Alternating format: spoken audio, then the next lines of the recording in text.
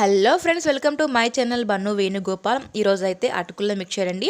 ఇది నేను చేసిన విధంగా చేస్తే వారం రోజులైనా కూడా మెత్తబడకుండా అలాగే ఉంటుంది.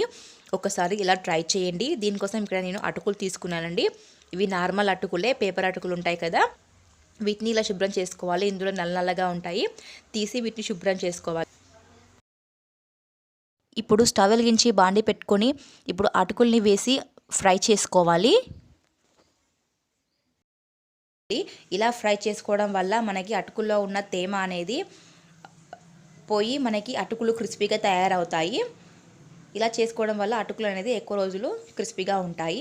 చూడండి, ఇలా ఫ్రై చేసుకోవాలి. చూడండి, ఇలా చేత్తో అంటే విరిగిపోవాలి, అలా అయితేనే మనకు ఫ్రై అయినట్టు. ఇప్పుడు వీటిని వేరొక బౌల్లోకి తీసుకోవాలి. తర్వాత అదే బాండీలో కొద్దిగా ఆయిల్ వేసి అందులో కొన్ని పల్లీలు వేసి ఇలా ఎర్రగా అయ్యేదాకా ఫ్రై చేసుకోవాలండి. ఇలా ఫ్రై చేసుకున్న తర్వాత వేరొక బౌల్లోకి తీసుకోవాలి. ఇప్పుడు అదే బాండీలో పుట్నాలు కూడా వేసుకొని ఫ్రై చేసుకోవాలి.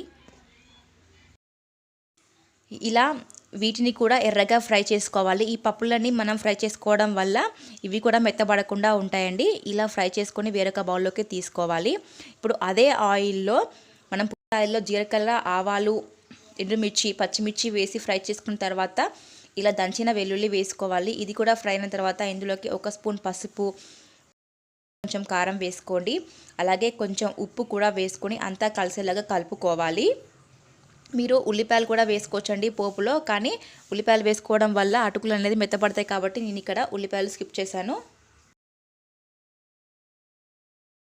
ఇప్పుడు ఇందులోకి మనం ఫ్రై చేసుకున్న అటుకుల్ని తీసుకొని అంతా కలిసేలాగా కలుపుకోవాలి. ఇప్పుడు మనం ముందుగా వేయించుకున్న పల్లీలు, పుట్నాలు ఉన్నాయి కదా, అవి కూడా వేసుకోవాలి. ఇప్పుడు ఇందులో ఉప్పు కూడా వేసుకొని అంతా కలిసేలాగా కలుపుకోవాలి. అంతేనండి, ఎంతో టేస్టీగా మరియు ఎంతో క్రిస్పీగా ఉండే అటుకుల మిక్చర్ రెడీ అయిపోయింది. ఐ హోప్ ఈ సింపుల్ స్నాక్ మీకు నచ్చినట్లయితే లైక్ చేయండి, షేర్ చేయండి, సబ్స్క్రైబ్ చేయడం మర్చిపోకండి.